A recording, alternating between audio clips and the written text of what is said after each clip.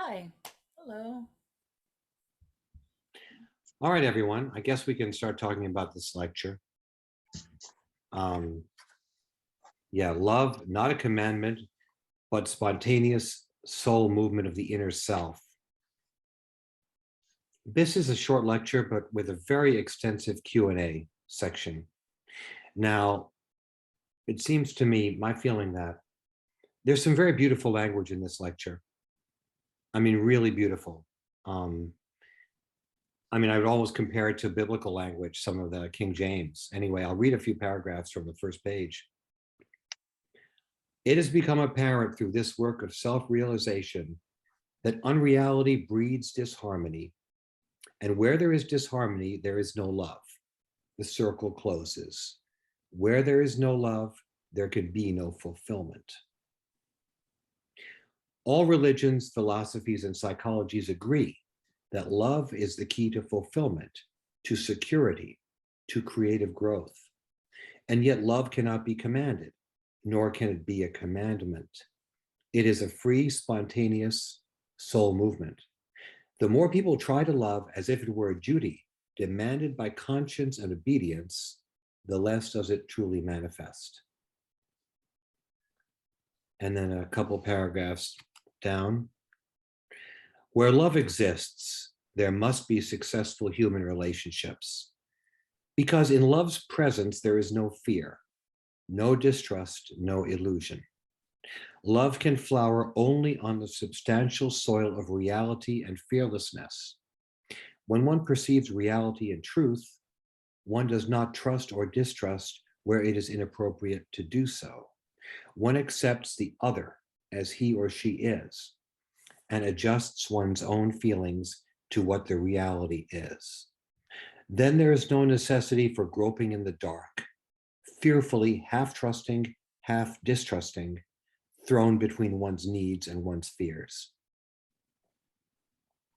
Love and self-confidence are inevitably interdependent. Where love is lacking, the psyche must be confused, and conversely, where confusion exists, love must be lacking. Now that's beautifully put, I think.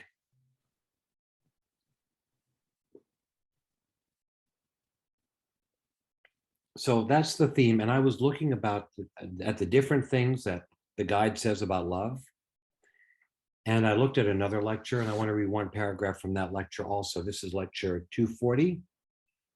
It's called Aspects of the Anatomy of Love, Self-Love, Structure, Freedom. He says on page 1, it is obvious that love is a feeling, but it is not so obvious that this feeling must result from an act of will motivated by intelligence. So love is certainly intelligence. If you truly look at any single issue in the full scope it deserves, you will have to conclude that hatred is ignorant, no matter how justified it may appear. It is lack of intelligence. There are, of course, many forms of hatred that are never acknowledged as such. There are also many degrees. Lack of love can simply manifest in separateness, in hopelessness, in lack of faith, in depression, in a bleak vision of the universe, in fears, in feeling victimized. It can also manifest in resentment, blame, hostility, and overt hatred with many shades in between. Love is certainly pure intelligence and reason.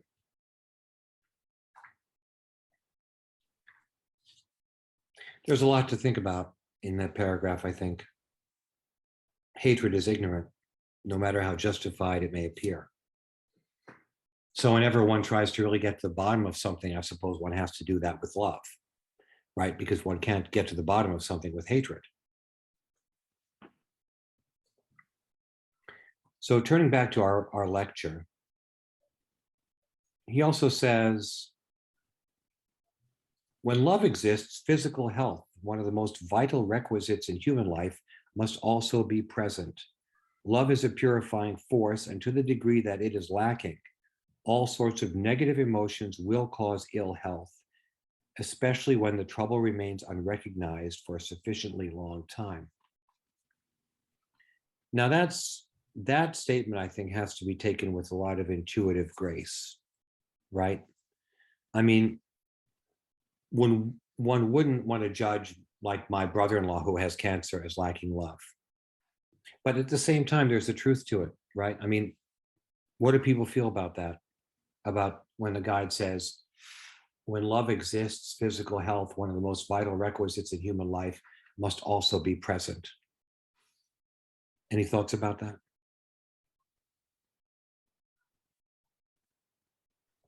I have a lot of thoughts about it. I'm not sure that any of them are clear, though. Well, what do you think? The thing that was coming up for me was, it's using the English word love. And, in every language, there's all these words for love. And in our language, there's just one word for love. And it's like love. And I got the definition, the guide's definition, but there's so many in human life, there's so many gradations of love. So I'm not sure, like, like I'm dealing with an illness, not a life-threatening illness. And I work very consciously with love all the time, because so when fear comes up, because that's a big thing, when the fear comes up, I work really consciously with in many different ways. I try to feel love from my heart, and I send it energetically to different parts of my body. Like I'm having some conflict in my home situation, I send love. So I'm working with love. I'm working with in increasing love, right? So there's these great in this realm. There's these gradations of love. I feel like ultimately love is, like it's like the core of everything. But here on Earth, it's just has these yeah, it's like a spectrum. So I don't know. I'm not sure if I can go further with my train of thought. So you're saying that by cultivating love and your connection to love, you are getting more healthy? Well, it helps. I mean, I think that it helps, but I guess what I'm really saying is I think love is present, but um and not the ultimate amount of love, or not, like, it's not perfect love. But I guess it also makes sense that the guide says love is reason and intelligence. Hmm. So when you apply that to your illness, then you are able to create constructive results.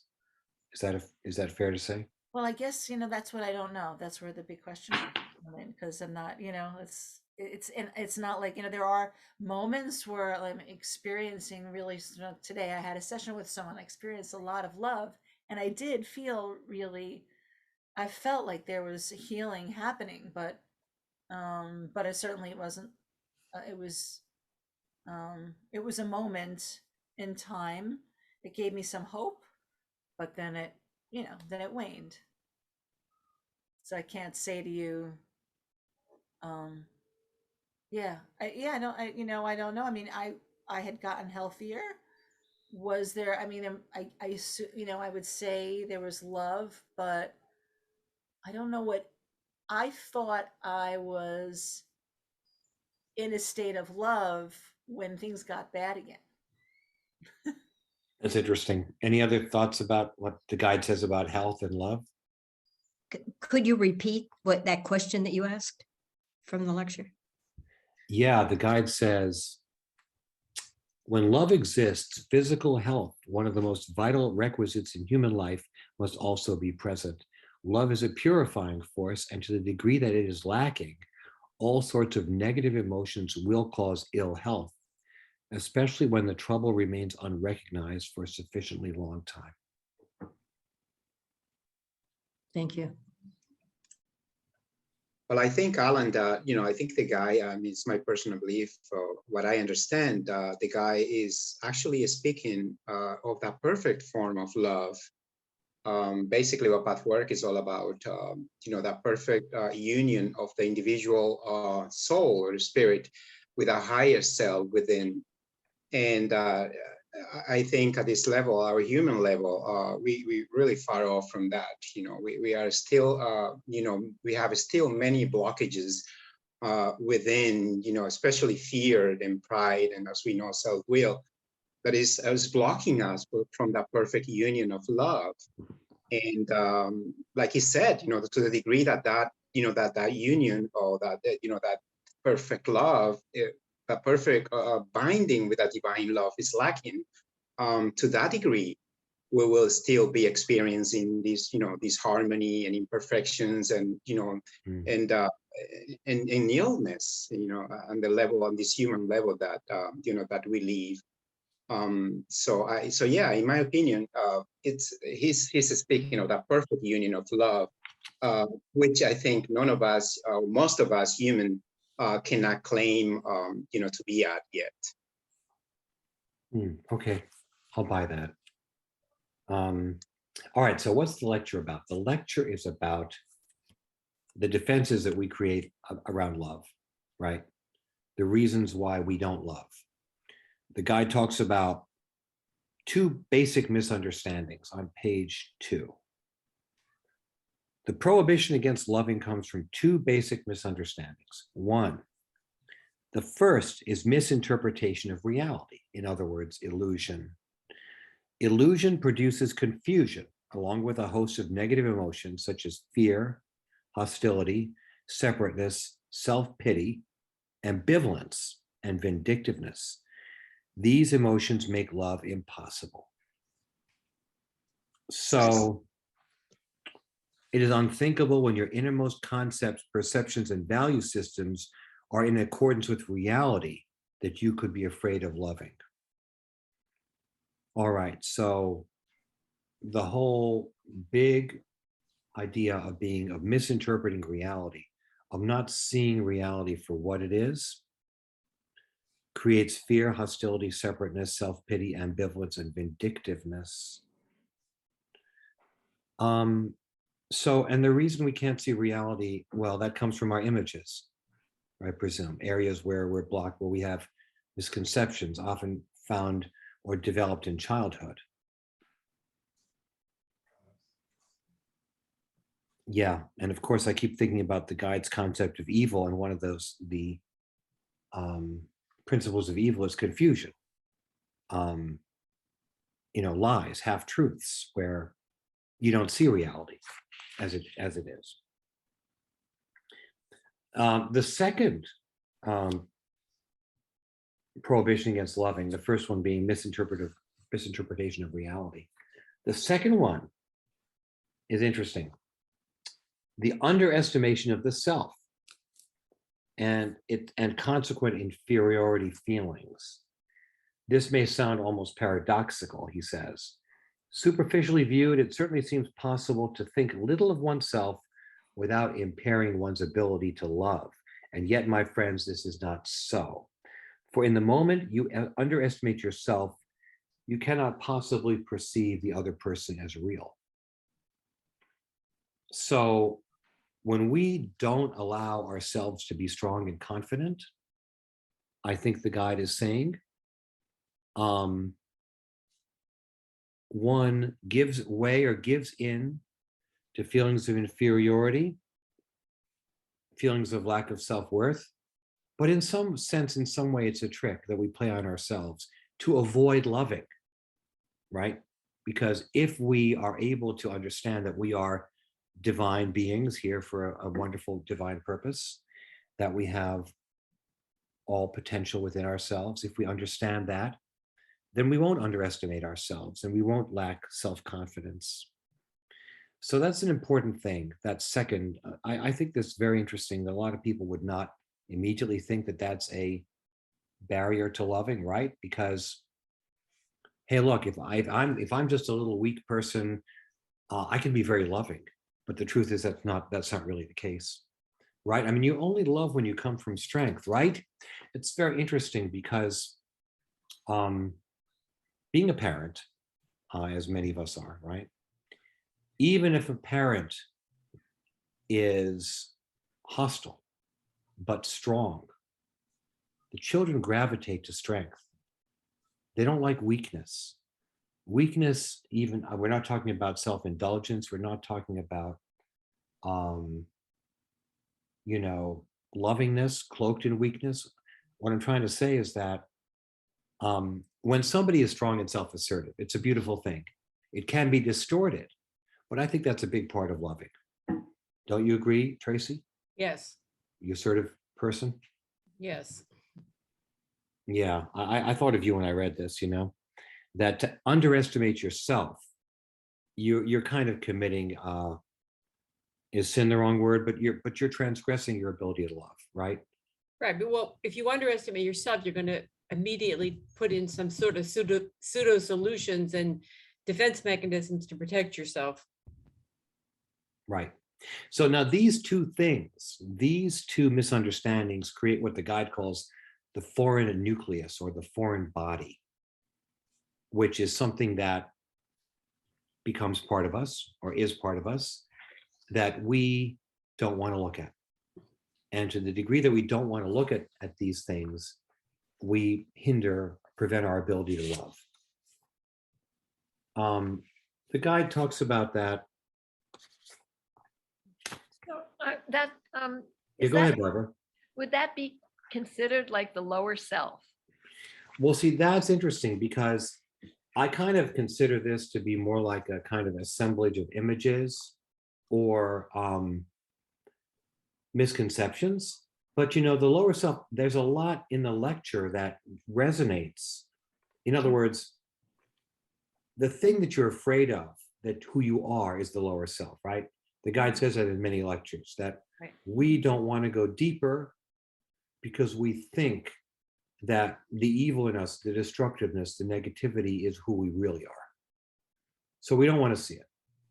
So in a similar way, I'm not sure if it's identical, but in a similar way, the guide talks about this foreign body that we don't want to check out, we don't want to encounter.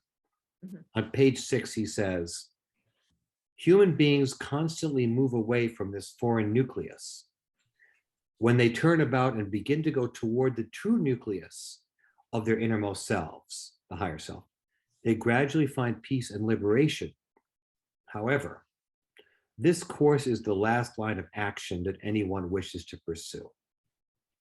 People use or even unconsciously abuse every truth teaching and spiritual philosophy in order to avoid going where they need to go, into themselves. They try to find salvation and solace through adopting rules, theories, teachings, knowledge. They have it all up in their heads, where it does not do any good, unless they use the intellectual maturity thus gained toward moving inward, always to a deeper level. So, as the guide always says, the path is inward. The path is self-confrontation. That's why I call the pathwork the path of self-facing. And, I must say, I really don't think that the guide's focus on the negative is misplaced. I mean, if you just look at the world, and like here we are, we're part of it. So we have to be creating it. So there has to be the negativity within us and everyone else that's co-creating a lot of what we see. So I read an article in the New York Times, which I was going to quote from, but the guide talks about, the New York Times talks about, New Age philosophy, theories, how witches would have been considered, people who practice New Age, practices would have been considered witches 400 years ago. And it says something about, well, the key tenet of this New Age is to increase your human potential and to self-acceptance, but nothing about confronting the negative, right? That is something that the pathwork keeps stressing. And I think that we have to really listen to that, because otherwise there's no explanation for all the evil and that's in the world, other than that we create it. And even us, people who are on a spiritual path, we shouldn't gloss over the negativity that exists in our own lives, our own thoughts. So that is what the guide says about this foreign body or foreign nucleus. And we're afraid that it could be our ultimate reality. But we have to confront it, right? We have to try to reveal it, expose it to ourselves and to others. So there's a few keys in this lecture, things that are very essence of the pathwork. The guide always says a lot of things which resonate from lecture to lecture. And I'll read them quickly. And then we'll talk about these things some more. Page 4. Only by diligently taking stock of your non-love can you spontaneously feel your love, right? So, but I mean, how often, how much do we really want to take stock of our non-love? I mean, that's kind of challenging, right? Okay. Then similarly, on page 5, whenever you acknowledge the truth of each moment, you will be in peace, regardless of how much disturbance and unreality still exist in you as conditions to be gradually eliminated. Fully acknowledging your condition in the now must give you peace. So please understand and do not forget.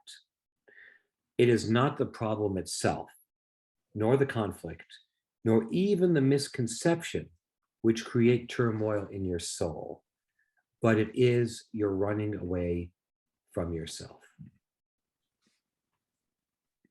Pretty deep, right? You're not being in the immediate now. You're fighting and struggling against it in an unconstructive way, causes so much soul hardship. And then finally, the guide says on page 2 that there's what he calls a universal key to love. He says, and yet this universal key of love is so very difficult for humanity to use. There is nothing that human beings shy away from more and are more afraid of than simply allowing themselves to love. Loving seems such a risk, so dangerous, so threatening, so irrevocable. Nothing could be further from the truth. But you build elaborate defenses and flee. You not only flee from involvement and contact with others, or from facing faults and destructive attitudes in yourself, but primarily you flee from allowing yourself to love. This prohibition causes all the other ills.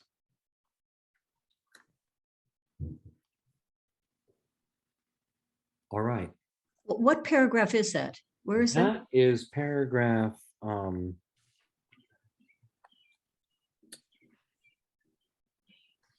that's paragraph 2 on page 2.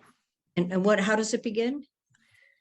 Well, I'm in the middle of the Oh, paragraph. Let's see. It says, oh no, I'm sorry. No, it's the beginning. And yet this universal key of love is so very difficult for humanity to use. okay. All right. So, the guide is really saying that we have a lot of work to do in acknowledging the fact that we run away from loving.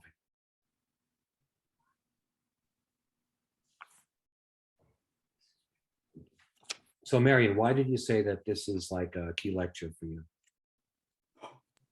Well, I've learned that love, a long time ago, is not an emotion, and it's not a feeling. I may have feelings with love, but love is a power and a presence that is an aspect of the divine and what keeps the whole creation together. It's not an emotion.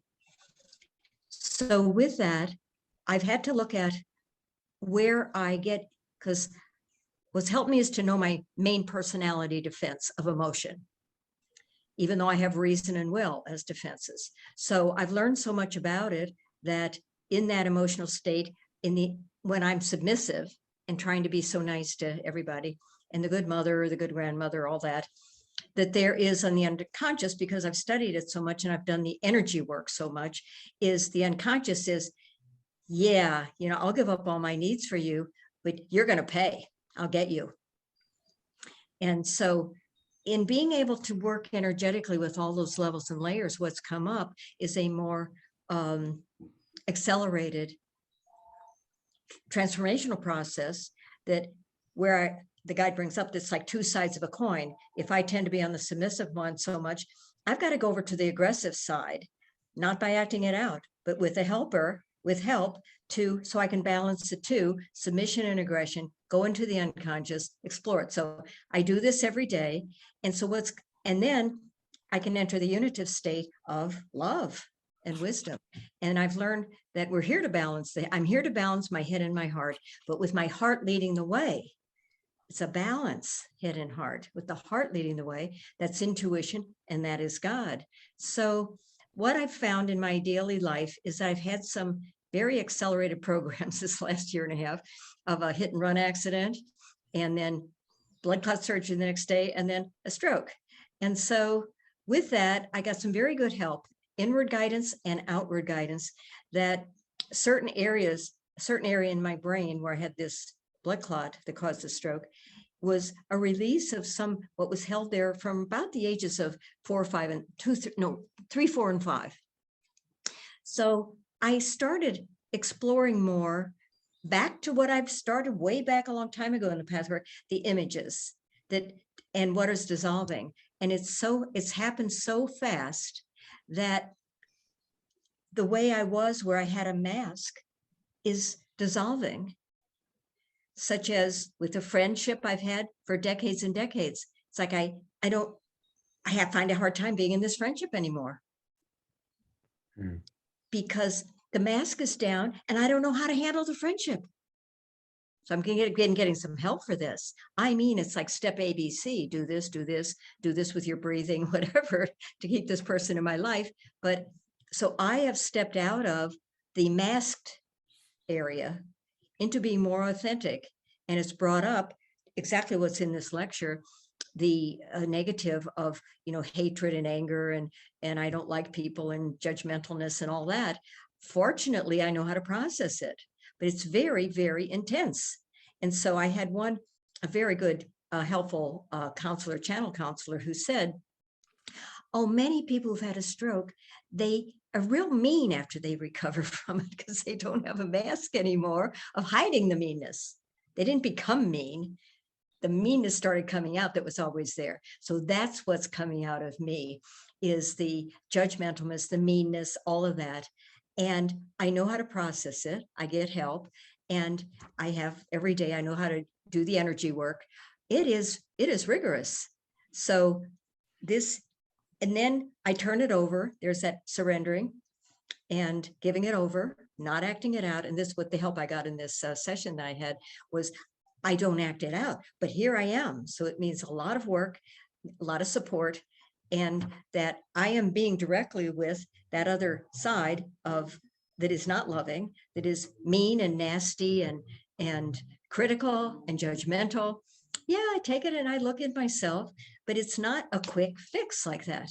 It's not like, oh, I've been looking for a week and it's all over. No, this is a process. It takes, for me, I'm not speaking for any of you. It's like every day I'm working with this, and then I'll have a breakthrough when I set an intention to meet more like-minded people. Oh, and people show up in my life that I could have never figured out. Oh, so I'm letting go of the universe I created when the mask was so tight with underneath the mean, nasty Marion. Now mean, nasty Marion's right out living. I'm living with her every day. So this about love is not an emotion. It's the highest form of love, is right action, no matter what I feel. And right action is not an intellectual exercise. It's a balance of the head and the heart, with the heart intelligence leading the way. So that's as much as I can say right now. And practically in my life is I'm dealing with it every day. And then amazing, beautiful. So that's why I rely on anything that nourishes my spirit, like the park, nature, creativity. That's essential, because that's one of the most direct connection with the divine is nature and the arts. So, but it is really, I know I've done so much work. I know what to do with this and how to process it. And I'm thinking like, oh, people who don't, I feel so like I want to, help people as much as I can, because I want to go back into the old way of being. I can feel it. I want to go back and they'll put the veil back on. I don't want to be out here with this new awareness that has been so accelerated. I can feel when I want to jump back into just being kind of the good girl. And it's not working. So anyway, that's as much as I can share at the moment. But it's just like this lecture, and it's the right action stands out to me a great deal about that being the highest form of love. I'm not going to get away with. I know now when I'm in my mask. Yeah. Yeah. Well, thanks, Marion. That sounds like a lot of healthy self-assertion. Yeah. The good side of a stroke. Hi, Beverly. Good to see you. I mean, not to go off on a tangent, but another theme in this lecture and the Q&As is healthy anger. The guy talks about the fact that anger is healthy. There's healthy anger does exist. These are byproducts of the interim stage of human nature. So that's an interesting phrase itself, isn't it? Can I just say one thing and Yeah, then sure, I'll go on? sure. And because that stood out to me too, because what I've learned is I have like a phrase, you have to have anger. It's a normal human emotion. Don't let your heart know it. And that covers what the guide is covering in this lecture of how to be with it without acting it out, how to express healthy anger. And I have that as a motto. It's okay to express anger. Don't let my heart know it. So if I've got my mask on and I'm acting as if, it's not going to work, to do that. So anyway, I'll pass now. No, that's interesting. Can you explain that a little bit more? I mean, he says, healthy anger does not create inner disharmony. Does not create inner disharmony. It is a great misunderstanding to ignore or deny this fact. The denial comes from the artificial holding together of one's inner forces and from superimposing false goodness. I think that's what you're talking about, right? It is a false belief born of fear and obedience that occasional anger never exists in a truly spiritually evolved person. In the Yes. Yeah. Because nobody causes my anger. My anger gets triggered by something. If nobody's causing anything in me, it gets triggered. And and as the guide said, the first step of transformation is observation, noticing. I got to report in when I notice this and make it a habit. Who is the reporter? My spirit, of course. That's in the lecture somewhere. Yeah, I mean, it's my spirit. I'm reporting in. The first step of transformation when I notice I'm judgmental towards somebody is that not to try to change myself, but to report in. Then I can sort of look in myself. What is my judgment about this other person? Or if I'm angry with somebody, if I feel anger, to hold it in, let it flow through me energetically, because they're triggering something in me. So I may use the communication skills that we have in the Pathwork and the communication lecture, or like nonviolent communication is very similar to what's in the lecture, and reflect something back. Oh, I see what what you just said.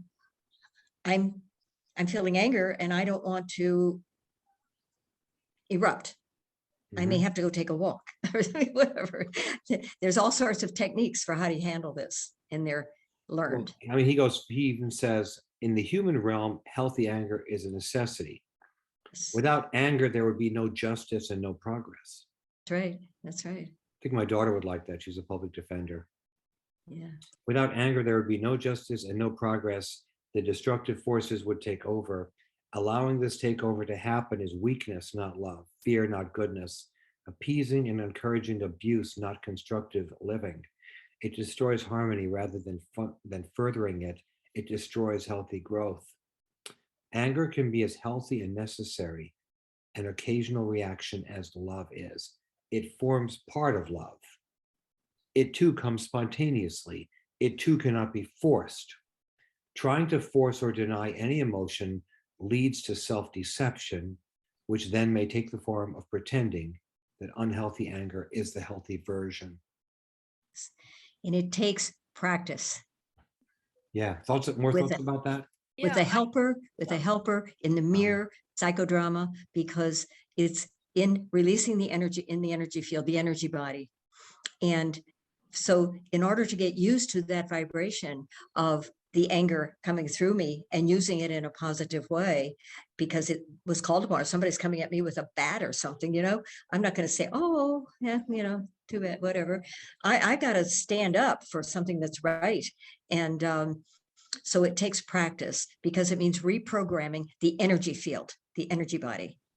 And so it means having some good help to do that. So that's why psychodrama is so good, picking situations where I want to, beat up on somebody, or picking situations where somebody wants to beat up on me, or there's a war somewhere, or I've got to go talk to my, congressman or something. It takes practice.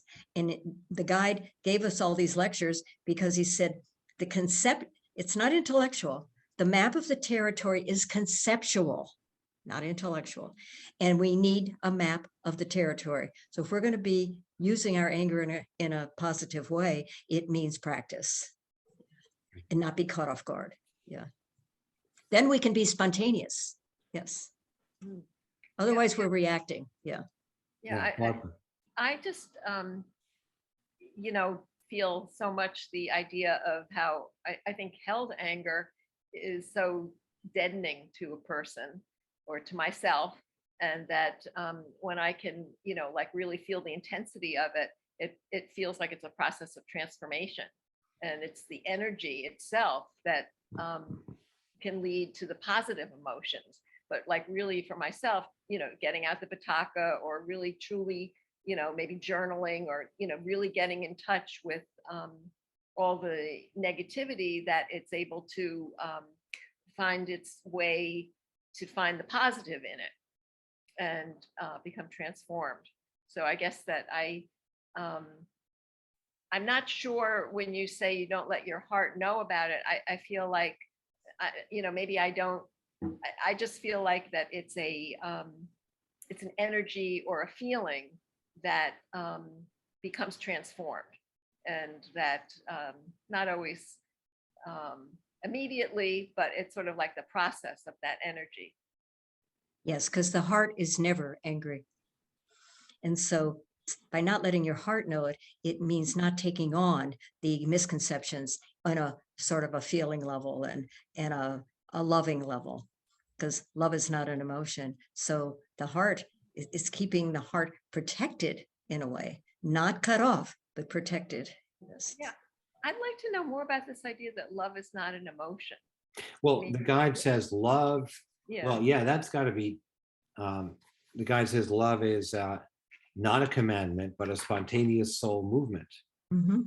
Exactly. So Exactly. in other words, it kind of happens sort of unbidden or by. It happens. I mean, the metaphor I always think about, one of the in the Pathwork, is the stream. That the stream can only flow when you clear away all the debris and the rocks and the brambles and the branches that are in the stream. And if you clear away those things, then the stream flows. So that's a metaphor that's applicable to almost every lecture, one way or another. Isn't that an emotion? Isn't that like I'm not sure. I mean, look, let's say you clear away the obstructions, with that is to say that you meet what the guide calls this foreign body, or you meet these images that are misconceptions, and you clear them away. Well, what's left when you clear them away? It's the spontaneous soul movement. Then it can move. Yes, that's right. Is it an emotion? But when you No. experience it in a certain form, I mean, I think it's it's a both and situation. I mean, I think at its high, I mean, like today I experience, I mean,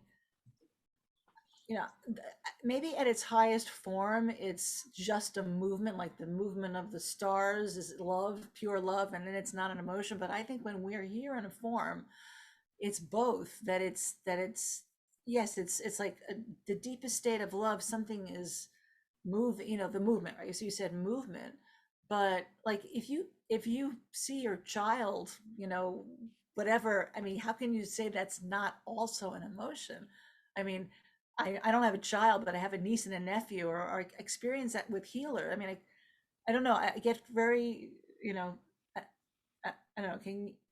And what are the, what? I think it's I both. I feel I agree with you. Feel what you're saying. Mhm. I mean, I think it's both. I Yes. mean, I think let's share what we think about it.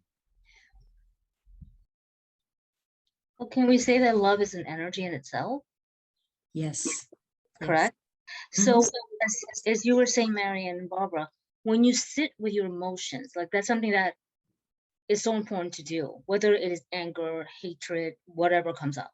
When you learn to sit with your emotions and understand those, let it come through you, let the anger, let the hatred, everything come through you, confront it in the mirror, right? Look at it. When you learn to do that, you're not going to get perfect. No one's perfect. But when you learn to do that regularly, you start to, that love flows. It flows more naturally because you're removing the obstacles. So that's what I mean when I say love is it's energy. Yes, I think that so what you're saying is that love is not maybe only an emotion, but also a process that you immerse yourself in and that clarifies things and simplifies things. Yes. Mhm. Yeah. Yeah. Yeah. I like that. I just want to share something. I also do performance art, and I have a performance persona called Ms. Muscle, and it's a lot of mixed up things going on, images and stuff. But she has biceps. Her biceps are breasts, and so one of her statements is, "Love is a muscle," and that's supposed to be for me an expression of the power and the nurturing of and energy. Yes. Just to share that. Yes. Thank you.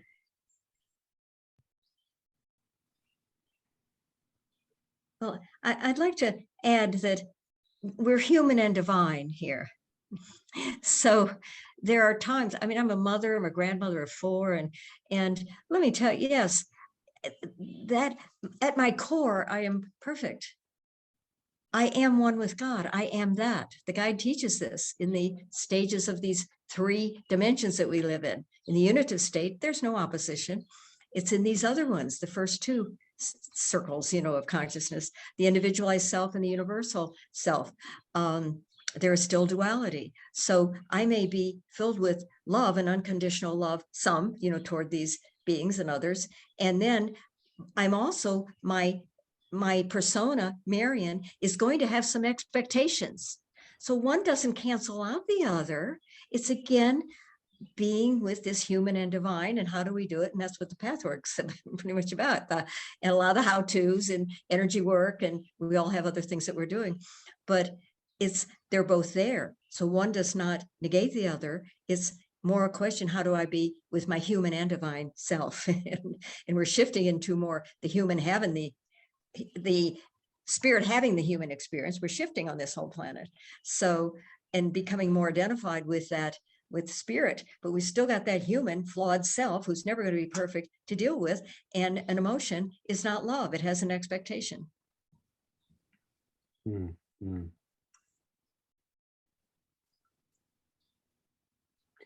Beverly, what do you think? I'm thinking about the, I'm not going to be able to be clear about this, but the undigested energy that you experience when you're not in a state of love. Does that make sense? That's kind of what. That makes a lot of sense. Okay. So I'm just thinking about when you're not in a state of love, how that undigested energy feels. You can feel it. It's like, I can't explain it, but you can experience that, I guess, that blockage or that Well, things aren't flowing, right? I mean, I'm sorry? Things aren't flowing. Yeah, That's yeah. a great metaphor. I just want to say that is a fantastic metaphor, because if you take that, if you bring that to the whole physical thing, what it's saying about the physical state and that we digest, I was reading this thing, how we digest everything. So what substances, food, but experiences, thoughts, emotions, that everything in human life has to be digested. So Mm. that is a fantastic metaphor. And I feel like it helps me to kind of like when Alan was asking me, about the experience of health and love, that kind of can help me to find that spectrum, you know, when something is being digested and when it isn't. So I wanted to encourage you with what you're thinking and expressing. That's in the lecture, isn't it? I don't think so. You mean the term undigested? Right. Maybe in the Q&A section, which I haven't reviewed carefully. I don't think it's in the main part of the lecture, but I really like what you're saying. This concept of, well, I mean, you can expand the metaphor and say that you don't want to, you purposely try not to digest certain things because you're afraid of them, or you don't want to experience them. So you're going to put them off on the side and not tackle them. I mean, is it so that digestion means, understanding, confronting, unpacking something? Like finishing, like you're not holding on to something. Right. Like, right. It's a very good metaphor. I mean, like anything, like at work, like at the office, you have to take care of the clutter, the tasks, Yeah. so that then things can flow. Because if you have a backlog of stuff, right, it prevents you from moving forward. So in a sense, the misconceptions and images that we have are like backlog. And of course, as Right. the guide says, a lot of those things come from previous lives too. We just Oh. carry them from one life to another until we are able to focus on them and somehow confront them, resolve them, dissolve them. It's also this thing, it's a process of transformation. Digestion is the means by which we transform, right? If we're here on this planet having a human experience to expand and grow and transform, it's like everything we're talking about is how do you transform from the lower self to the higher self? How do you go from non-love to love? And digestion, that's what digestion is. You break things down so it changes form. Right? Mm. You release Yeah. the waste, and what's left over you use. And if it's not digested, you have too much waste, or you don't have enough waste, and then you can't use what you've ingested because you can't get the nutrients from it. You can have that same, or the love, right? The love is not complete. If you fully digest, then the love is then can be manifested. It's Mm. really Yeah. No, back at the Pathwork Center, I would run the compost in the garden, and that's a good metaphor too. When you compost things, then you transform them. You transform the lower self stuff into rich, fertile earth where new plants can grow. Yeah. And they use fermentation a lot too. Like there's a lot of spiritual things where you talk about, right, the wine, water into wine, and that, and when there's too much, it's like the process of fermentation. It's very fine. Even in alchemy, I think they maybe talk Yeah. about. Yeah, transmutation. Yeah. Spiritual alchemy, right? Because my dad, who was a Pathwork helper, and he was a big classicist. He loved the Greeks and the Romans, and he also was studied the Middle Ages. He was a professor of English literature, and and he said the alchemists were really about the transformation of the soul, and that a lot of the discussion about refining lead into gold, the base metals into pure metals, was really about what we're doing, the alchemy of the human soul, the transformation of the shit that it's in us, into gold by the alchemical metaphor of all these flasks and all these different potions and all these different processes is really a metaphor for how we do our personal spiritual purification. Mm.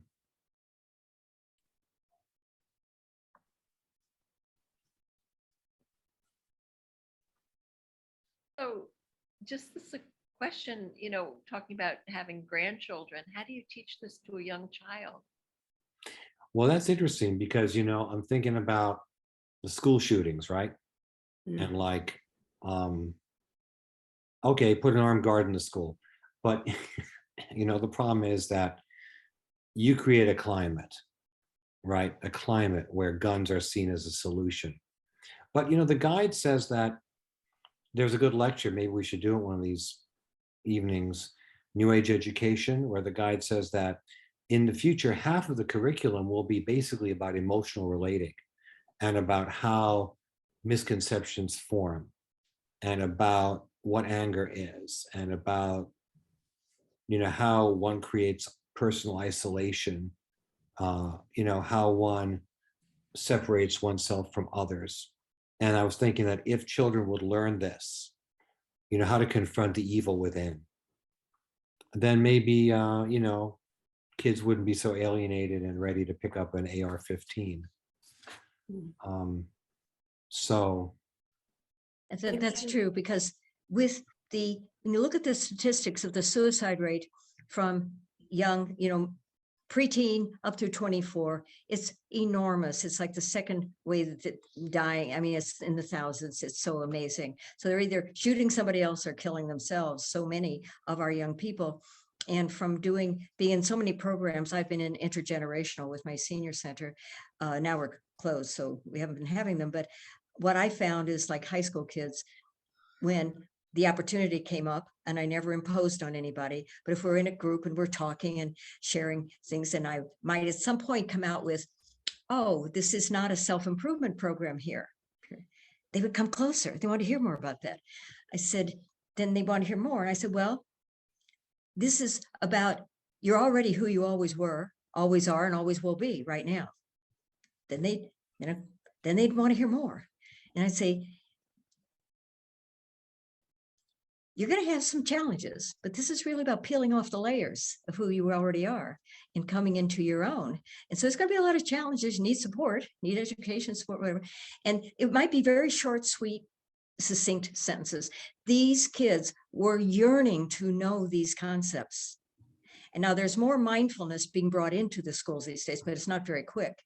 And once parents, this is where I look at the new humanity, new age, where parents learn how to raise their children while they're in the womb, not when they come out, already in the womb, and then coming out, how to be open to their energy field. When parents are taught how to do that with children, they won't be clogging up the energy field. We won't have any wars. We won't have any wars because there won't be any clogged energy fields. But that may be, 100 years down the road. I don't know. But the seeds are planted now for the new age. Yes. I wanted to bring this back to the anger discussion because I had an experience today with anger where I was doing a session with a healer, actually. And I don't remember what she was saying, but I know I was getting angry. But I've come to the point where I was able to, I didn't get caught in my mind with what it was about, but she asked me, you have a blockage in your throat. And she said, what is it? And I said, it's anger. But I was able to move this energy because I immediately, I didn't put it out there. I just said, I'm feeling this anger. And no, I'm really getting emotional. I feel really emotional about this because it was such a turning point. But the thing is that anger, it's also because anger is also a mechanism of transformation. It just means that something has been thwarted. Now, as soon as we come into the planet, we're thwarted because our spirit is put into form. And so we're limited. So the anger is just this sacred mechanism by which we expand, or one of the sacred mechanisms by which we expand and grow. If we can, I grew up in an environment where anger was they were terrified of anger, and everybody was really polite and controlled, so the opposite of what so many people experience. And so this moment today where I was able to just feel the anger and explore that the movement of that energy was so amazing. And I'm really interested in the connection between anger and love, actually. When I think of it in chakras, I think the solar plexus, because they're talking about the solar plexus, right? And this, the guide makes reference to this energy coming from the solar plexus. And because I really experienced where the repression of anger repressed the love. and I got to experience living in a house with an Italian couple, and I would hear them yelling at each other, and I got really scared. And like for the first year, I was scared, and I was like, I watched their relationship. I was like, oh, they have a really good relationship. Mm, mm. And it was this, the energy, this like the energy moves and then they go off and they have a great time, I mean, this is a fine thing, right? Because there's a place at which, you use it badly, and it, that balance of anger is so powerful and so challenging. But it's like, I felt this healing because it was able to be channeled. Yes. Beautiful. Thank you for that sharing. Yes. Thank you, Marian. And Marian, your voice, I'm a singer and I'm a voice teacher. Your voice is so open and so amazing. It's just, it has this, and I'm sharing that because I feel like, that's like when your energy, when you move those strong energies like anger, then the energy centers open up, and the throat is such a big Mhm. thing. Yes. I keep wanting to say that to you. Thank you. Thank you so much. Mm, mm. Yeah, how can you unite anger with love? That's an interesting question. I mean, the guide really seems to make them to unify them. Yeah, that's how I'm feeling it. It's like, this energy that's been repressed in me. It's just, I've had so much. Yeah. Yeah. I mean, the biblical story of Christ, getting angry at the money changers and throwing over the money tables in the temple, that I think to me is one of the few examples of righteous anger, right? That we culturally listen to or understand. That was righteous anger. He didn't hurt anyone. He threw the tables over, right? He didn't hit anyone, but he said, you can't do this here. Yes. Right? Yes, you find your healthy boundary. When his yeah. disciple, when they came to arrest him, the disciple sliced off an ear, right, of one of the soldiers, and Christ said, well, put your sword back in your sheath, because this is written, and I'm doing my thing. But his disciple was angry that Jesus was being arrested. Well, there's I think that Jesus himself displays a lot of anger, of righteousness.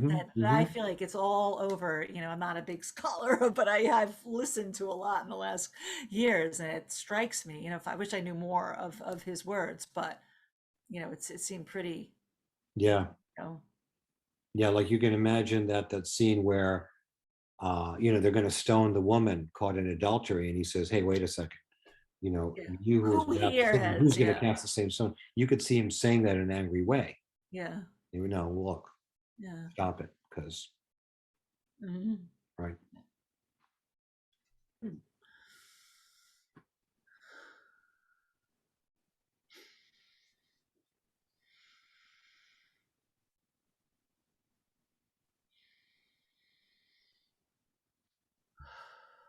I'd like to share about the point that you made earlier, Alan, about about the foreign body, right, and how that it is not really what constitute the foreign body, the distortion, the misconceptions and the images and all of that negative stuff that really causes the misery and the trouble in us, but the denial of it, the denial of it. Right. Body. And to me, that's a very, very strong point, because really that's what the problem is, that when we deny, the way I understand it, when we deny that those distortions, that ugly part of ourselves that we run away from and refuse to acknowledge, whatever it is, we really are not in truth. And we know that, one of the two main spiritual laws is love and truth.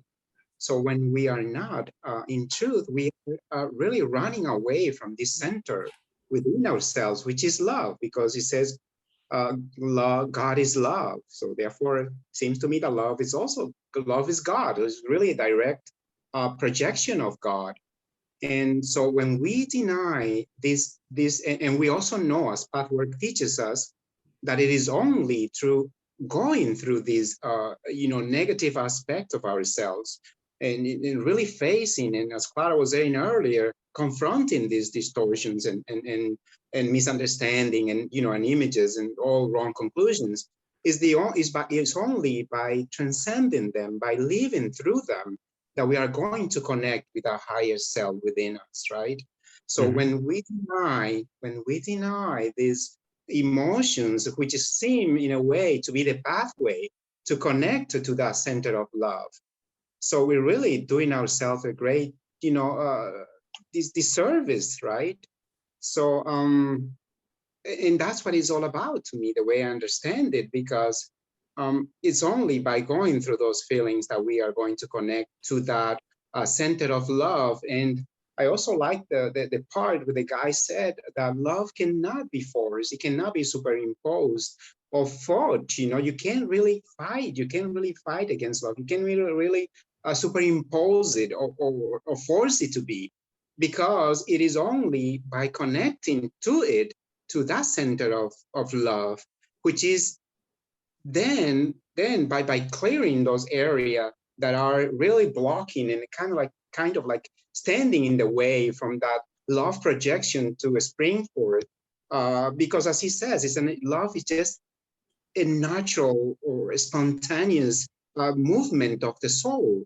So really the work is to confront those areas, those blockages, those impediments that are really prohibiting us from connecting to the center of love, and basically kind of like, cutting, like making a crack over the surface, and just allow that love to spring forth, and really allow it to take place in ourselves. So is at the end, I think it all comes down to just awareness, to accepting, having that awareness of these negative aspect of ourselves, and accepting them, and really acknowledging that this is what they are, but at the same time also acknowledge that we are something beyond that.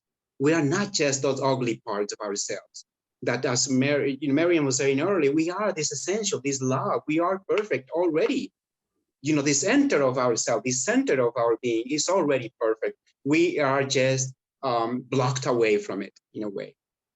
So by really coming to that awareness and really understanding, okay, this is me. This is where I find myself personally. These are all the obstacles and troubles that I have right now. So I will accept them. I will observe them as they come to the surface of my awareness, with my daily interactions, and just confronting them, and really accepting and humbly living through them. And that leads me also to the one of the last pages where the guide actually said it. And I think this is probably, as far as I understand, one of the very, very few occasions where the guy actually calls us to repeat an affirmation. And he always have all these meditations and everything, but on this occasion, he calls us to practice daily, this affirmation.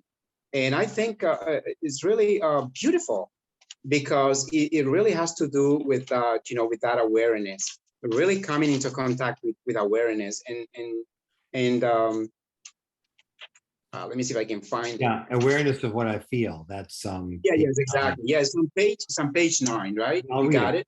Awareness of what I feel, no matter how undesirable it may be, will make me free.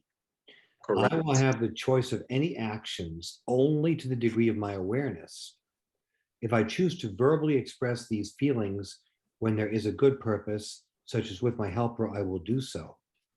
If I feel that such expression may impair a relationship, I will not do so, but will withhold it knowingly and without self-deception. Right. That's self-honesty right there. So the guy is always saying that, you don't have to act out a feeling. You can explore it, confront it, but you don't have to act on it. Mm-hmm. Yeah, just accepting, like we were talking about anger earlier. It's about really all recognizing that anger, that we have that feeling. And yes, of course, it can be a healthy feeling if we use it properly. because that's the problem. No matter how pure the feelings are, if we still have all those distortions standing in the way, this pure feeling is going to show up distorted in our behaviors and in the way we react. So it is really about that, connecting to to that inner source of love, so that we can clear ourselves from all these distortions and allow those actual pure feelings to come forth. And either is anger or whatever it is, that is projected from that center of love, it will be healthy, it will be positive, because it is directly influenced, by that lovingness within us. Thank you. That was all I wanted to share. Thank you.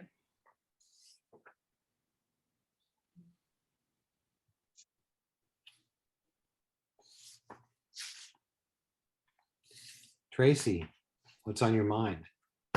Well, I agree with everything that's been said tonight, and it's been an especially clear description from everybody, which I found very helpful, because so many things that I just sort of intuitively understand, I find it at times very difficult to put it into words to explain it.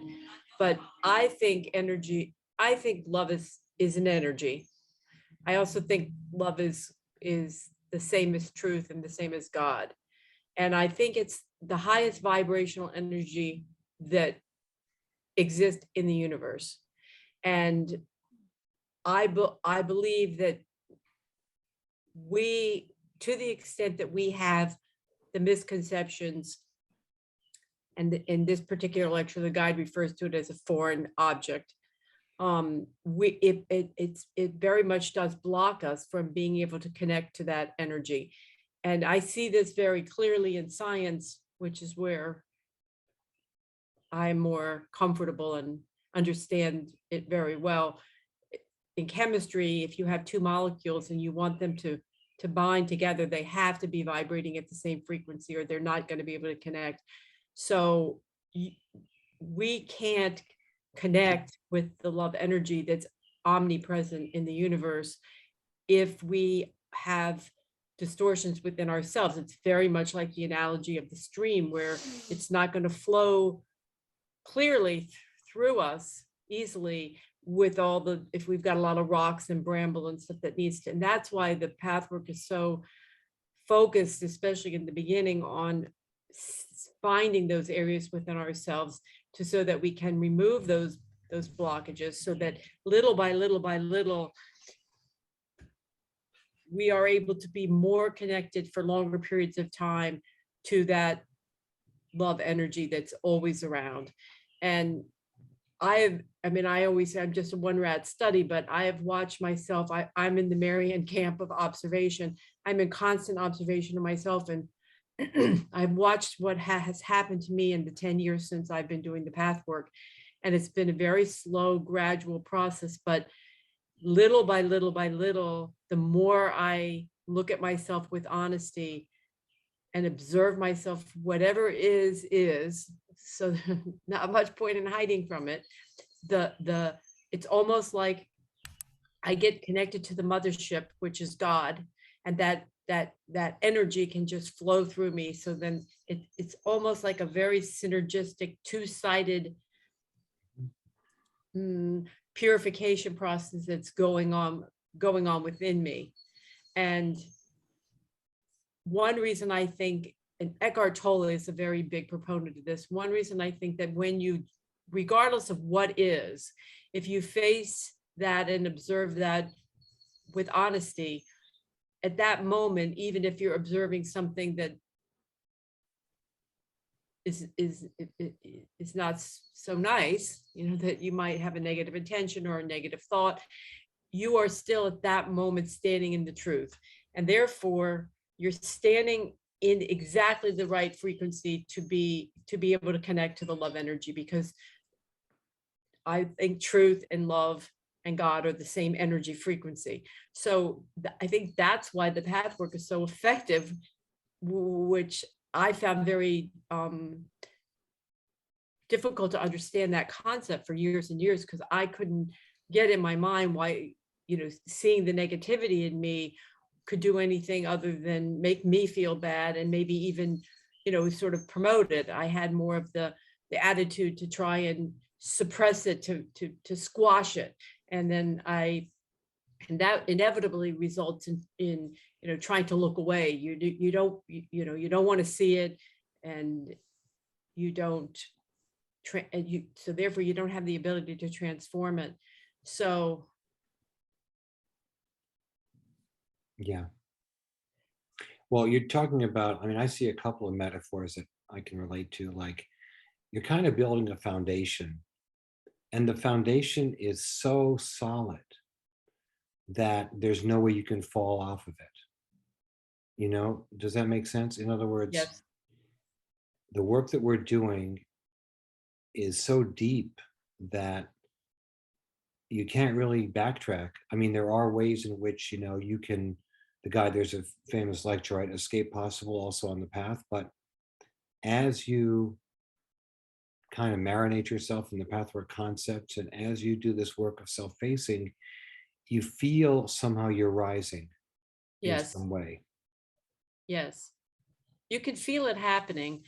And the other thing that I found really interesting about this lecture was the reminder that it's very mathematical. It's almost virtually a mathematical formula, to the extent that you shut yourself off from seeing and experiencing the negativity, you directly also shut yourself off from love. So that you need to keep both ends of this channel open so that the energy can flow, that it doesn't get blocked.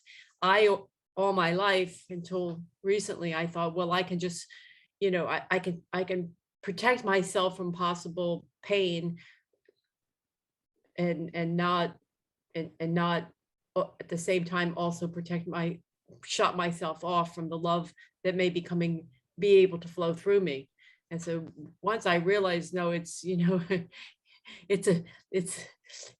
got to do both. You can't just, you're going to shut yourself off from the high frequency energy flowing through you to the exact extent that you shut yourself off from seeing the unpleasant stuff.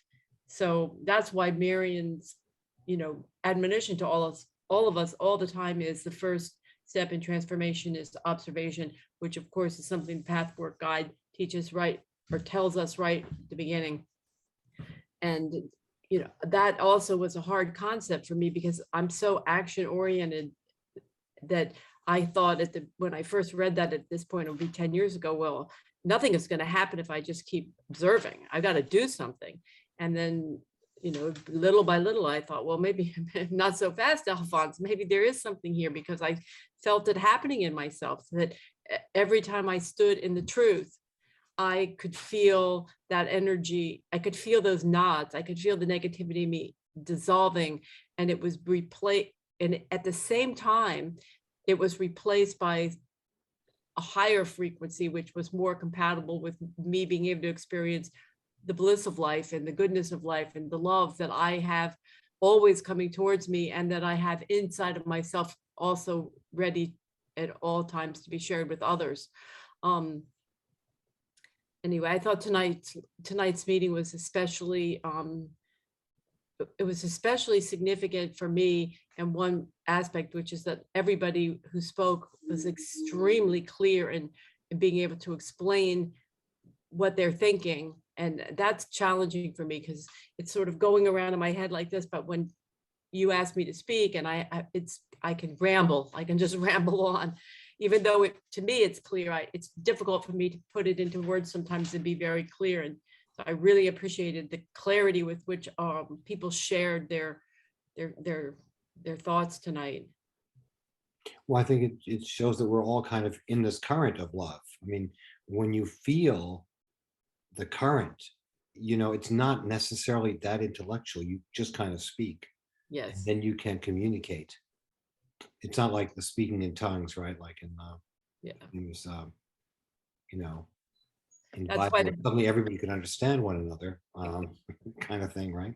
That's why the guide refers to it as a spontaneous soul movement.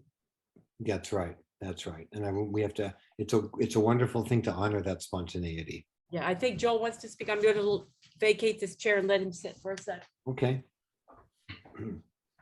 Uh, Hey, Joel. Hi, everybody. Alan, you may have spoken to this, and Juan as well. I'm looking at what printed out on my as page 9. The paragraph begins, the fulfillment. So I'll just read this. The fulfillment which the universe has in store for you is not separate and far away from you, my friends.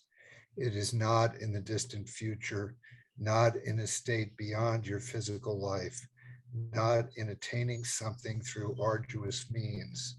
It lies solely in the acknowledgement of what you really feel and think at this moment.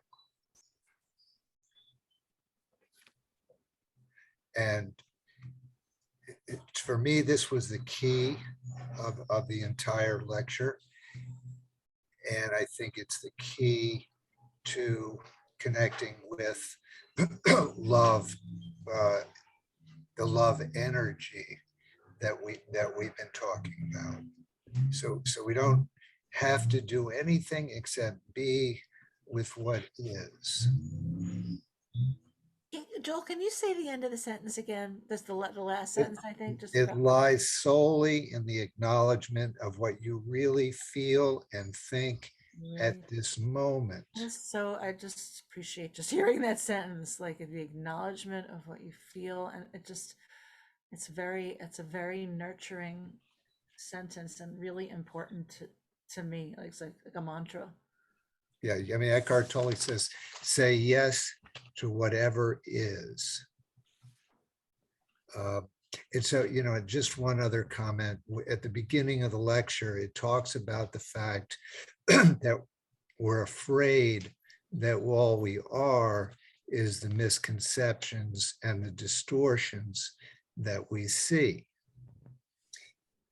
But the reminder of the lecture is that even as we are the distortions and the misconceptions, we are also the expression of love, as Marian said. So when we think of consciousness and the creation energy, the word that's given in our language, which is pointed out has a lot of confusion, right? Because we think about romantic love predominantly, or filial love, or love for children or our parents. But the love energy is always present in our core, is what we truly are. No matter what the other feelings that we have, our limitations. So I found that to be very reassuring. Yeah, you clarified what I was trying to say in the beginning. Right, because there's this whole thing about these other types of love that we experience, and to clearly clarify, this highest level of love, which is everything, which is God and truth and goodness and the highest vibration. Again, you just said it, like you said it better. It's very simple, and it's very complex, right? So I think that if I'm in a meditative state, let's say maybe I've been praying or I've been meditating, or even if you're doing something, maybe it's music or art or writing, some form of creation, singing, and you just feel at one. Someone used the word flow. You're in the flow. That's the love energy that's always present, and that's what's challenging for us, is because of our humanness and our limitations, and our self-judgment, and all these things, is just finding ways to be at one with that. And it's difficult to even put it into words. When you're in the flow, I'm not sure that love is the first word that comes to me. It's an energy.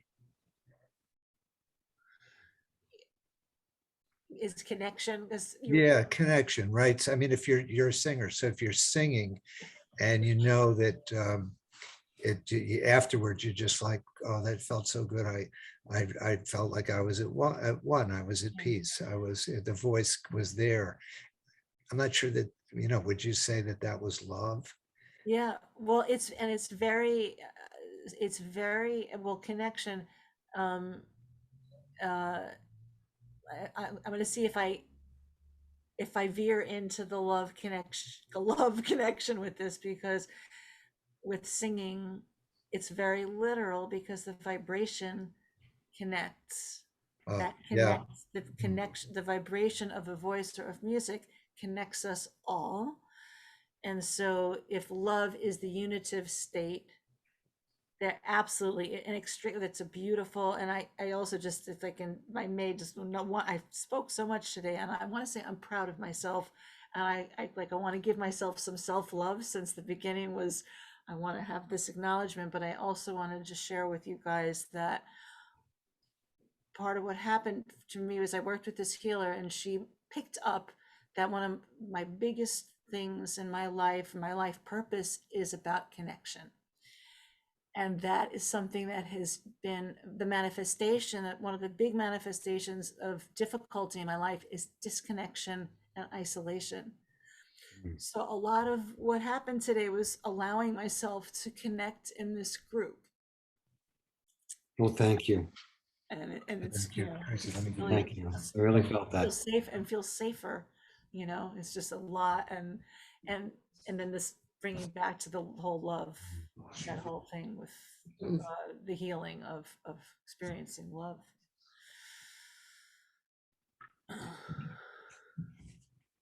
I love hearing about the vibration of the voice, and also connecting with what Tracy said about love and truth and God. Was it that you said? Yes. We're all the same vibration. Yeah. I had to write it down.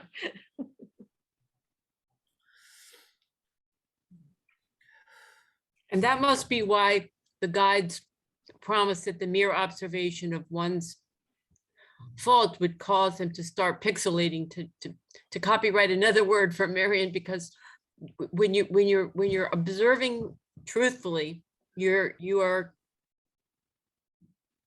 connected to God at that point.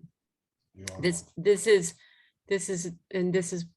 what Eckhart Tolle is also always saying, is just whatever is, don't deny it, don't try to explain it away, just it is anyway. And so if you can just stand there, so okay, right now I'm feeling like I really am want to say a mean thing to this person, whatever it is, you're standing in truth. You're not hiding from yourself. And then that opens that's the same, that just opens that channel and allows more of that energy to flow through you.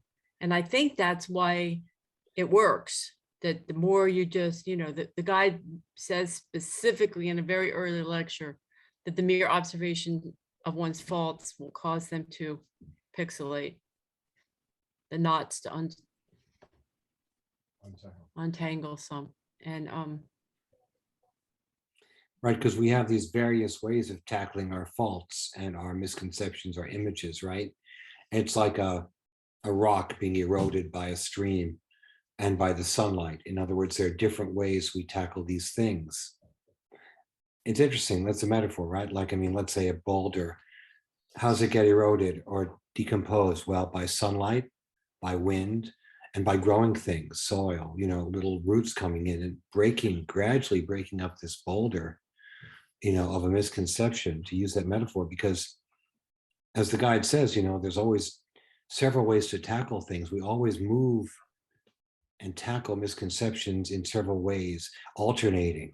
One way might be meditation, and what the guide talks about is impressing it on the soul substance, affirmations. Another way is sharing it in a group with other people or with a Pathwork helper. Another way is, the daily review process. Another way could be intellectual conceiving of it. Then there's emotional work without thinking, right? But there are many ways to tackle these misconceptions that we have.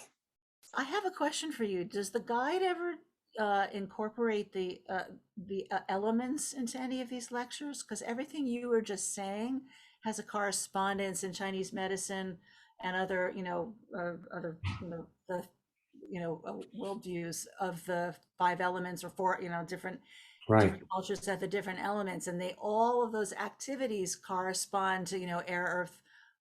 fire, and right, how, and right. this is such a big part of the healing process for me because this direct correspondence to the physical and to physical illness. Sentence right here. That's very interesting. I don't think the guide actually refers to those elements in any lecture that I remember. The language, but it's probably a lot of But his. I think that's a wonderful way that you're looking at it, because these elements can represent different healing properties, and they're mixed or merged at different times for different purposes, right? Is that the way it works? Right, Absolutely, yes, yes, yes.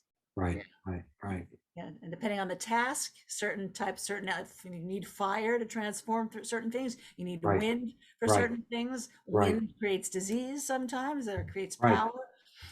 right, And that's the other thing too, is about the positive and negative polarities of things. The elements really illuminate that as well when you're talking about accepting the difficult parts. right. Well, the guide also says, like, there's a time to trust and there's a time not to trust, but you don't know when is the right time unless you're connected to that love current, to that that soul movement, and then Yeah, because it's also intelligence. It's supreme intelligence. Joel just handed me the written lecture, and he wanted me to share this one sentence that the guide suggests as a meditation. If I am in disharmony, somewhere in me there must be a misinterpretation. I wish to see the truth. I declare that my will to be in truth is stronger than my resistance. right. That's on page 4, right? It is, yeah. Yeah. So I was thinking of reading some of that the guide has. It's true what you're saying, Juan, that in this lecture, the guide unusually kind of puts forward affirmations or meditational statements more than in most other lectures. Specific quotes that are beneficial or guidance. Yeah, I was thinking of reading those. Yeah. Any other thoughts? Marion, I want to thank you, Alan and Tracy, just what you've added. It feels so important. And the metaphors, about, because that lecture of knowing my main personality defense has always been so crucial to me. And Alan, you just named like a whole string of, ways, tools to use and all. It's just unlimited. It's unlimited. And so for me, knowing the ones that will really help me, because in having been more submissive in my life, and I'm on the other side of being the slave, is the tyrant.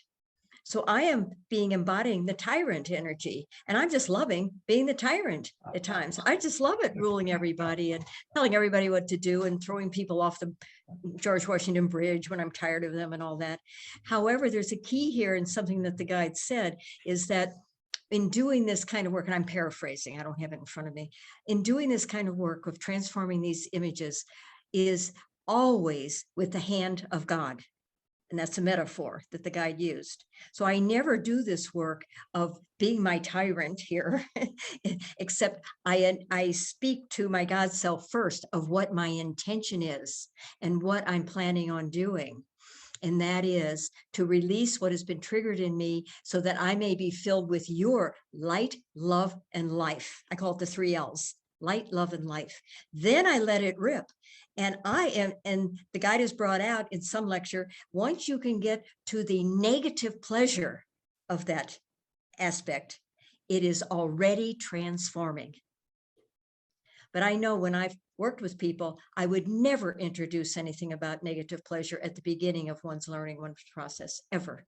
It takes a lot of work to be able energetically to be in the pleasure of the negative with God's hand and then have it transform.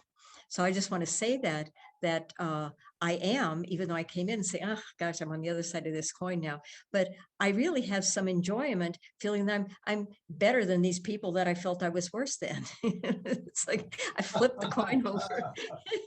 And so at times I get really scared, but I'm also having some pleasure coming up around this. But I always report in to my God self, always, so that the observer is always present. Yeah. I just want to comment a little bit more about this observation. I mean, to me, this method is really so efficient, and I practice it on the physical level and on the emotional level, because I at first I used to have a lot of issues, with anger. I was a chef really for one of the biggest hotel here in New York City, and I had to deal with so many different characters and all kinds of cultural background. And so it was easy for me to, whenever, and as you know, Alan, how it is in a unionized environment, these individuals, they get paid for 8 hours and they want to work 2 of them and and hide the rest of the time. And so I used to have a lot of issue with that. When they come to me, there's plenty of work to be done and they just don't seem to care. And, and they just, if they have to call in sick the next day to avoid doing the work, they probably would, So I had a lot of issue with anger because of all those things, and everything. So, but I was able to really get to that point of observing my anger. So I was able to, to reach the point where I will catch myself getting angry, and when this anger came to the surface, I was like, I just observed myself, like, in this rage, and right away, I tell you, right away, the minute I caught myself and I start observing myself, behaving and, exuding this anger at them, I right away, he start to, to disappear, to go away. And so that, and with that, but applying that method, on and on, I was able to control my anger and really reach the point where they will do the same thing that they normally have done. And I would just, okay, I react in a more normal way, more conscientious, more efficiently, really.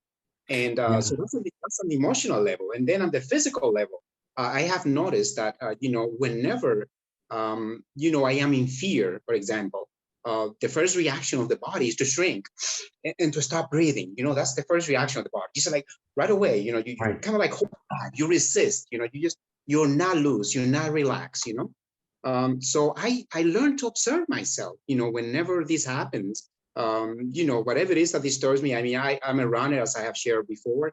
And, when I have, and sometimes I have knee pain, when I have pain on my knees, I, believe it or not, I just observe that pain as I run.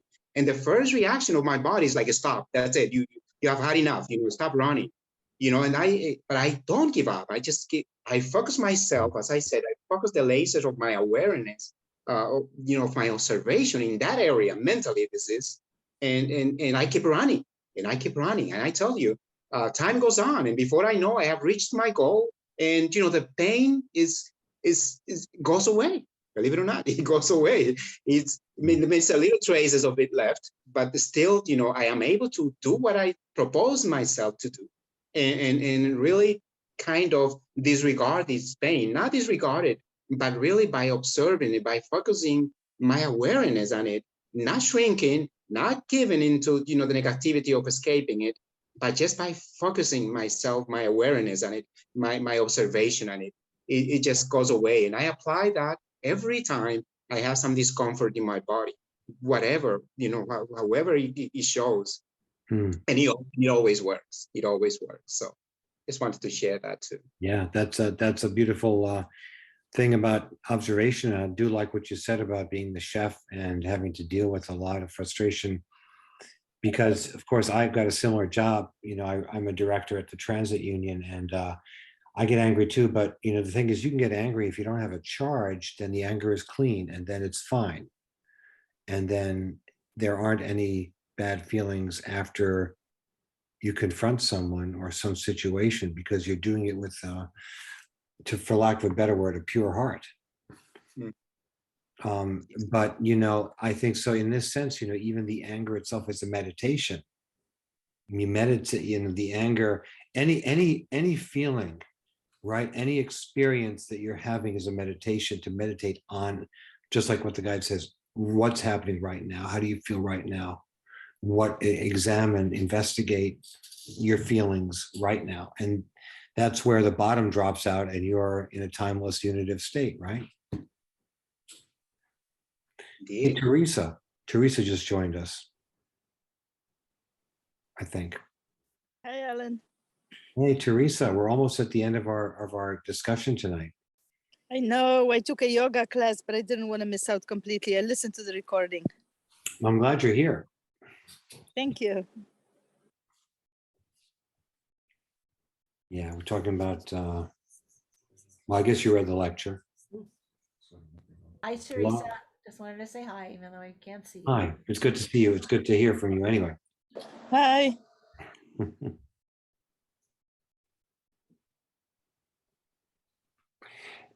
So shall I read those meditative passages? Yes. And then we can have a meditation. All right? We can have a 15-minute meditation. How's that sound? Good. And who's got a candle? Does anyone have one? Because I don't have one here. I have them, We have one. but I have to go You have one? get it. Jill's got to Give go me a get minute. it. Keep talking. He's going to get it.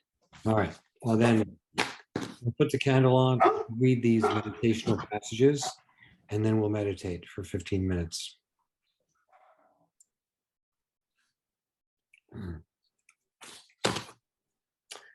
If I am in disharmony, somewhere in me there must be a misinterpretation. I wish to see the truth. I declare that my will to be in truth is stronger than my resistance. Out of your solar plexus flow new wisdom, strength, serenity, and dynamic vitality. A fearless love for all creation, a security, an understanding of self and others, an ease in letting your soul movements flow forward in the beautiful rhythm of the cosmos permeates your soul. At first, you'll experience these qualities occasionally and faintly, only to lose them again and doubt the reality of your few moments of bliss.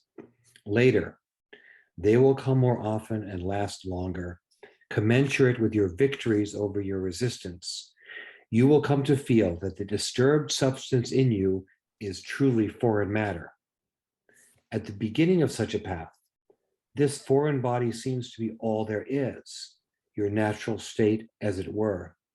You are so deeply involved in it that you cannot conceive of anything else. But there comes a time when, having experienced the real self more and more often, the still existing nucleus of disturbance is clearly defined as a malignant growth rather than as a diffuse overall climate permeating you completely. This stage is significant and indicates good progress. The struggle to turn away from facing this disturbing nucleus of foreign matter with all its distortions, negative emotions, pains, hurts, and hostilities takes on many forms, even while you're actually on such a path. To counteract the danger of continual evasion and therefore of continual misery, the assertion of the following statement will help greatly. Quote, I am afraid that what I find may be the ultimate me. Is it or is it not? I will take the chance of finding out, for only such clarity will bring me peace. My doubt allows for the possibility that there may be more in me than either the pretense or that part which is so hard to look at and which I try to ignore and project in so many ways. This means acknowledging your present state instead of running away from it. Through this approach to yourself, you will come much closer to the next phase and to liberation than by trying to force your present state away through denial and superimposition of feelings that cannot ever be forced. All right, so 15 minutes of meditation on those words. Alan, can you see the candle? Yes, I can. And I'll turn off the light.